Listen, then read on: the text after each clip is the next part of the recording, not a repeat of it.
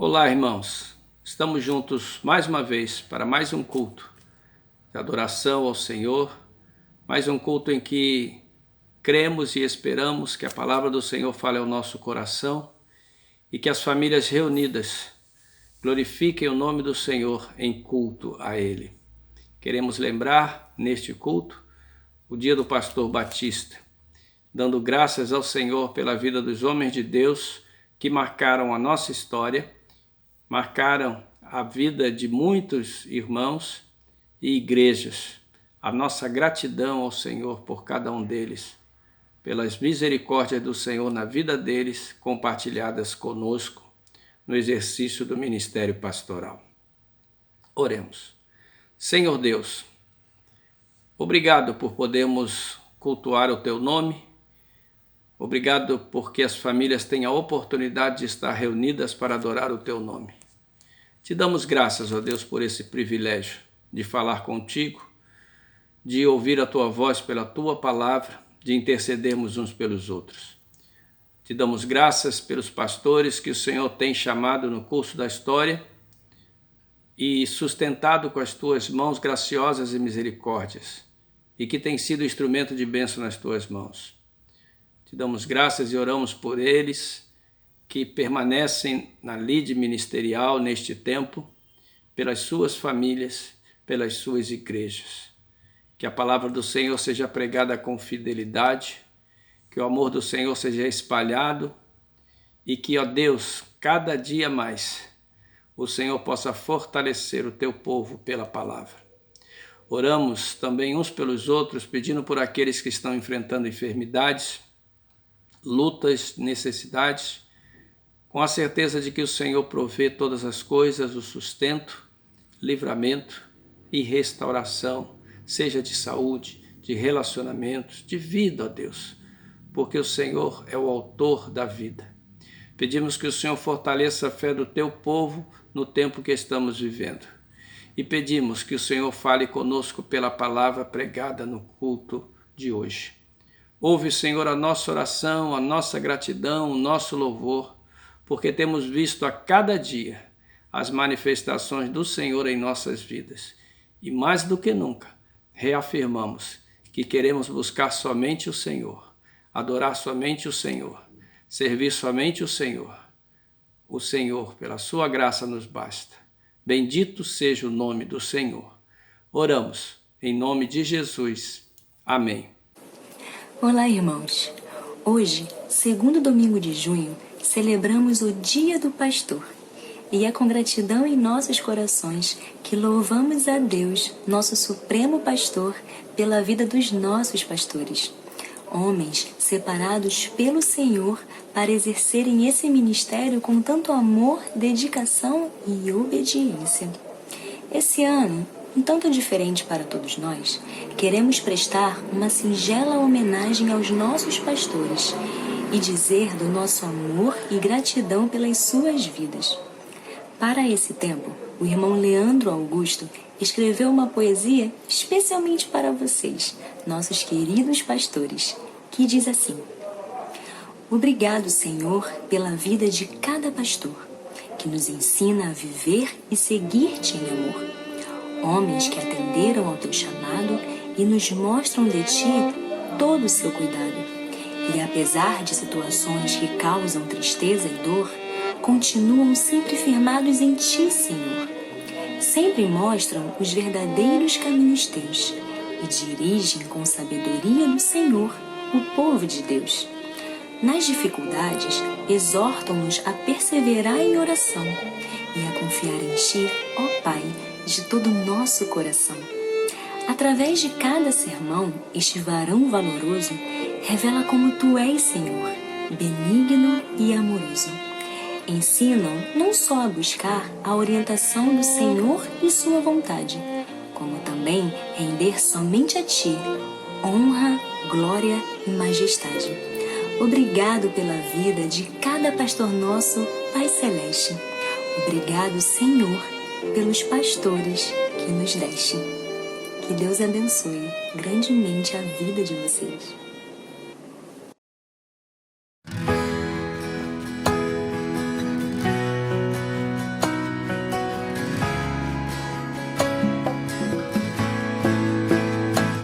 Eis-me aqui outra vez, diante de ti abro meu coração, meu clamor tu escutas e fazes cair as barreiras em mim. És fiel, Senhor, e dizes palavras de amor e esperança sem fim. Ao sentir o teu amor, por tua bondade libertas meu ser. No calor deste lugar eu venho me derramar, dizer que te amo, me derramar, dizer te preciso, me derramar, dizer que sou grato, me derramar, dizer que és famoso.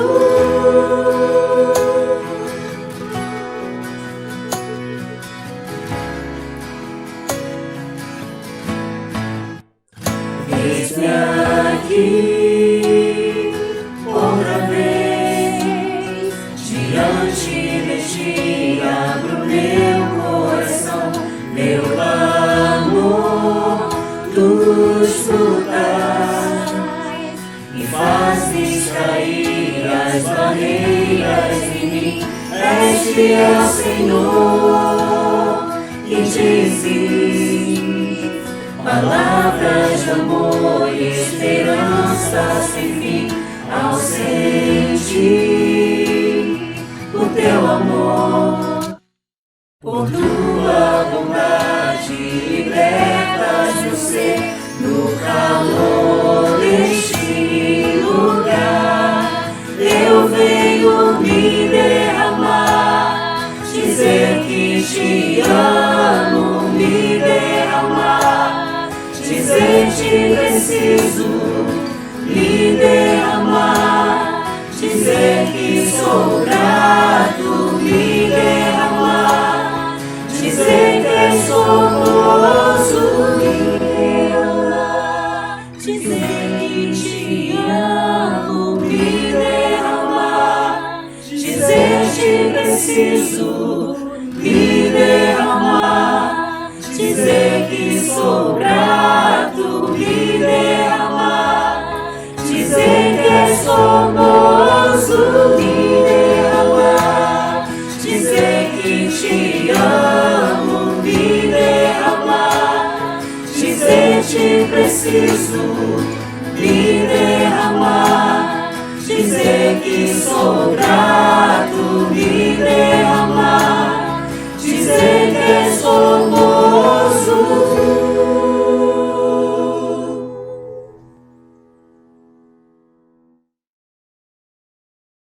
Amados irmãos, nesse dia em que nós lembramos do dia do pastor Batista, quero convidá-los a ler nas Escrituras, carta que Paulo escreveu aos Efésios no capítulo 4, eu leio o verso 7 e a partir do verso 11 em seguida. Diz assim a palavra do Senhor: E a graça foi concedida a cada um de nós segundo a proporção do dom de Cristo. E ele mesmo concedeu uns para apóstolos, outros para profetas, outros para evangelistas e outros para pastores e mestres, com vistas ao aperfeiçoamento dos santos, para o desempenho do seu serviço, para a edificação do corpo de Cristo, até que todos cheguemos à unidade da fé e do pleno conhecimento do Filho de Deus, à perfeita varonilidade, à medida da estatura da plenitude de Cristo, para que não mais sejamos como meninos, agitados de um lado para outro e levados ao redor por todo o vento de doutrina, pela artimanha dos homens, pela astúcia com que induzem ao erro. Mas, seguindo a verdade em amor, cresçamos em tudo naquele que é a cabeça, Cristo, de quem todo o corpo, bem ajustado e consolidado pelo auxílio de toda a junta, segundo a justa cooperação de cada parte, efetua o seu próprio aumento para a edificação de si mesmo em amor. O texto começa dizendo: e a graça foi concedida a cada um de nós, segundo a proporção do dom de Cristo. E o verso 11, ele mesmo concedeu. O Senhor, por graça e misericórdia, Paulo vai dizer, escrevendo aos Coríntios, que o ministério que ele tem, ele dedica, ele reconhece que vem por fruto da misericórdia do Senhor. Porque ele diz: nenhum de nós é idôneo. Nós, homens fracos, pecadores e imperfeitos, não temos capacidades em nós, idoneidade em nós, para exercer tamanha missão que é o ministério pastoral.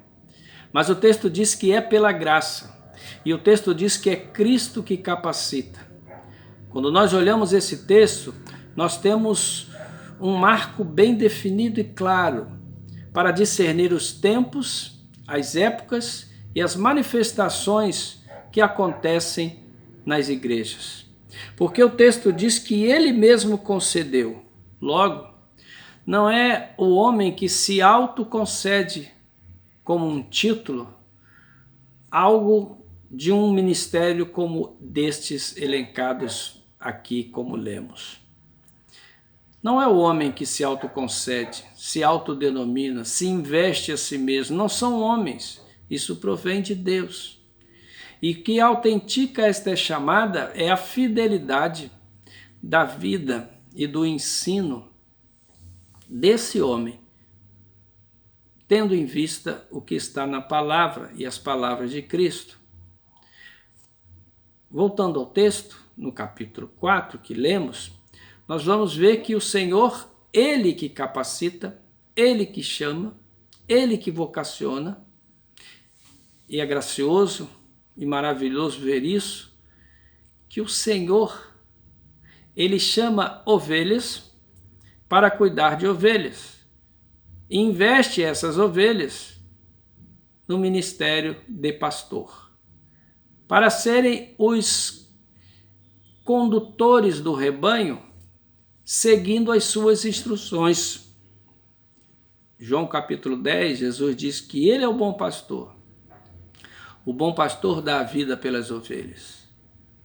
E esse bom pastor chama e vocaciona homens para serem pastores do rebanho, com a missão de transmitir o seu ensino, com a missão de transmitir o evangelho, que ele veio ao mundo para dar a sua vida por amor a nós. Ele veio e, através do seu sangue, fez com o homem, trouxe a nova aliança.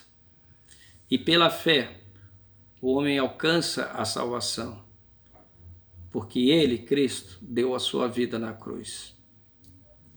Então, esses homens são chamados para pregar esta palavra, para ensinar esta palavra. E ensinar essa palavra através da pregação, através de aconselhamento, através de todo tipo de instrução. E há uma finalidade disso. Não é para que o pastor cresça em conhecimento para ele, não. O conhecimento de Deus é para o serviço, é para servir a ele, é para instruir. E aqui no texto nós vemos que ele concedeu uns para apóstolos, outros para profetas, outros para pastores e mestres, com vistas ao aperfeiçoamento dos santos para o desempenho do seu serviço. O propósito, então, desta capacitação de homens ao ministério pastoral é isso. É o aperfeiçoamento dos santos para o desempenho do serviço cristão, para que o serviço cristão seja desempenhado em amor e em santidade. E esse aperfeiçoamento, o padrão, o modelo é Cristo. Mais adiante nesse texto, vai dizer que nós estamos sendo aperfeiçoados, conduzidos pela graça e pelo Espírito, até alcançarmos a estatura de varão perfeito, que é Cristo. Esta é a ênfase, este é o propósito. O ministério pastoral não é para colocar homens em status de fama no mundo, em glória humana. Não. no ministério pastoral, a glória está em Cristo. No ministério pastoral, ecoa mais do que nunca, e para o pastor, mais do que ninguém, as palavras de João Batista: o importante é que ele, Cristo, cresça e eu diminua.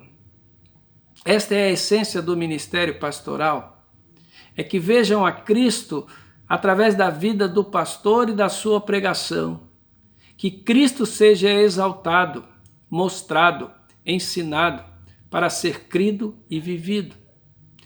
E nesse propósito, diz o texto, o aperfeiçoamento do santo para edificação, o verso 13 diz assim: até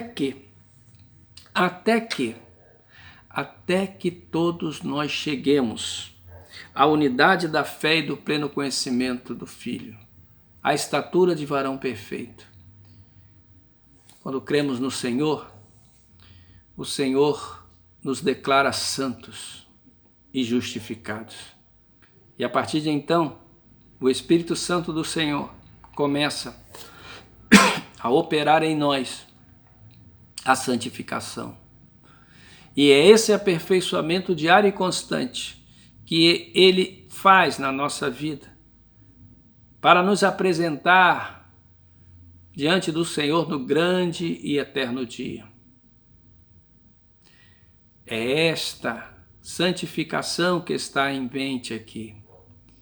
E para isso, pastores e mestres, pastores como mestres, são chamados pelo Senhor para ensinar a palavra do Senhor, pregar a palavra do Senhor, porque o alimento da ovelha é a palavra e o Senhor da palavra.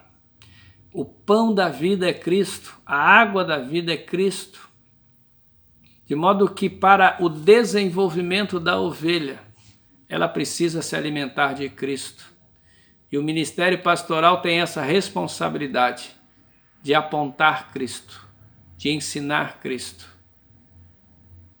Quando o pastor socorre uma ovelha, ele está ali amando de Cristo, por amor a Cristo. Como diz Pedro, escrevendo a sua primeira carta no capítulo 5, ele não está ali por obrigação. Não, ele está ali por amor.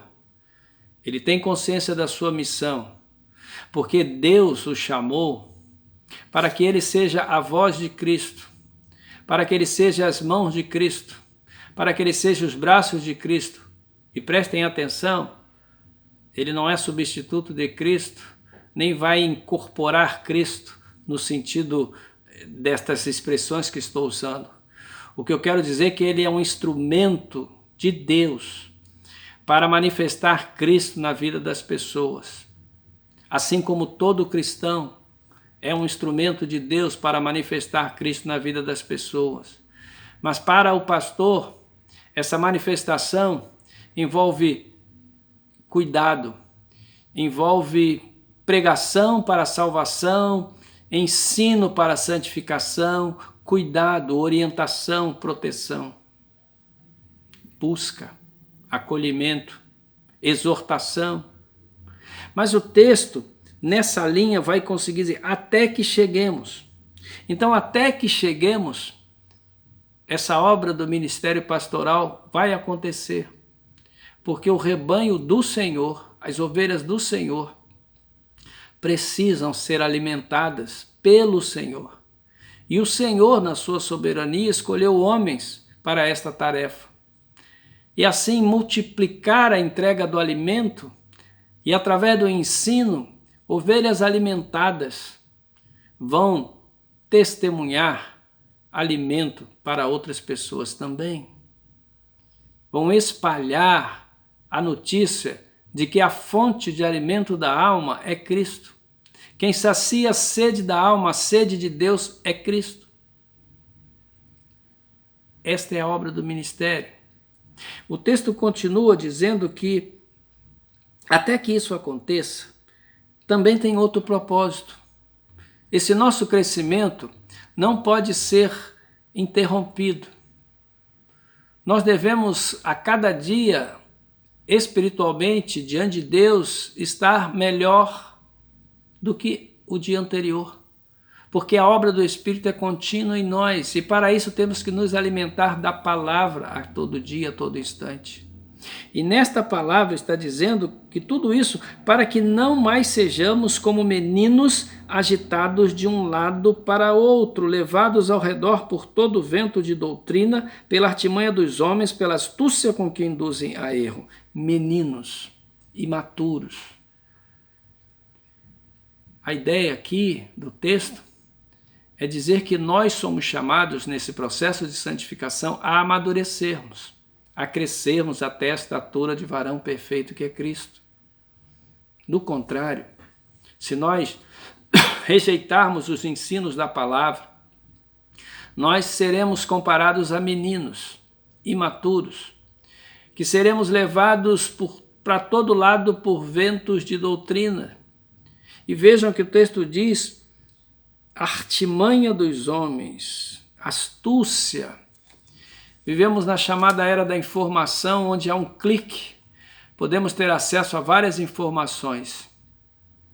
Em grande parte, ou não sei se eu posso afirmar em grande parte, mas muitas delas não são informações verdadeiras. Não são informações que dizem respeito à fidelidade das Escrituras. E estou falando especificamente no contexto bíblico, no contexto de ensinos, como diz o texto aqui, ventos de doutrina. E, meus irmãos, esses ventos existem desde o início da igreja. Paulo escreveu cartas, João escreveu cartas, Pedro escreveu cartas, Judas escreveu uma carta para instruir o povo, a exortar o povo à centralidade de Cristo, a não seguirem falsos mestres. Quando Judas começa a sua carta, ele começa dizendo que ele queria escrever aos irmãos sobre coisas da salvação. Ele queria escrever coisas alegres sobre a salvação, as experiências de graça e de glória que a salvação trazem para nós, coisas comuns aos santos. Mas ele foi instado pelo Espírito Santo que ele deveria escrever exortação. Ele começa a exortar os crentes, falando acerca da ação sorrateira de falsos mestres, que se intrometiam no meio do povo e traziam ensinos enganosos, astuciosos. Uma das características dos falsos mestres é que os ensinos deles não são ostensivos e claramente heréticos. Há sutilezas, astúcias. E o texto vai dizer que nós não podemos. E o papel do ministro de Deus, do pastor, fundamental, é esse ensino ao povo. O texto vai dizer no verso 16, no verso 15, ao contrário de ser influenciado por esses ventos, devemos seguir a verdade em amor. E diz o texto que cresçamos em tudo naquele que é a cabeça, Cristo, de quem todo o corpo, bem ajustado e consolidado pelo auxílio de toda a junta, segundo a justa cooperação de cada parte, efetua seu próprio aumento para a edificação de si mesmo em amor. Mais uma vez, Cristo é o cabeça, Cristo é o dono da igreja, Cristo é o Senhor da igreja, Cristo é o Senhor do pastor, Cristo é o Senhor das ovelhas. Ele é o cabeça. E o propósito disso tudo aqui é que o corpo, a igreja como corpo, cresça de maneira ajustada. O texto vai dizer, seu próprio aumento para a edificação de si mesmo em amor. O amor de Deus que nos alcançou pela graça de Cristo é o amor que é derramado por Cristo e pelo seu Espírito a cada dia em nossos corações, e é o amor que deve ser compartido, proclamado, manifestado, externado na nossa vida em favor daqueles que estão à nossa volta. E a igreja é um polo que irradia esse amor. Na união do povo de Deus, nesse crescimento ajustado, nós estamos nos aperfeiçoando. O texto diz, o próprio aumento para a edificação de si mesmo. A edificação da igreja se dá pela palavra. e por esse ajuste, por essa unidade na fé. É importante isso, é fundamental isso, para isso fomos salvos. E esse aumento significa que nós estaremos proclamando o Evangelho, anunciando este amor, mostrando que de fato nós vivemos na prática esta fé salvadora e este amor redentor. Mas como disse, os tempos são de ventos de doutrinas e temos que estar diligentes, buscando na palavra o discernimento para tais tempos. Por isso quero chamá-los a ler primeira carta aos Coríntios, capítulo 3, eu vou ler os versos 10 e 11. Diz assim a palavra do Senhor.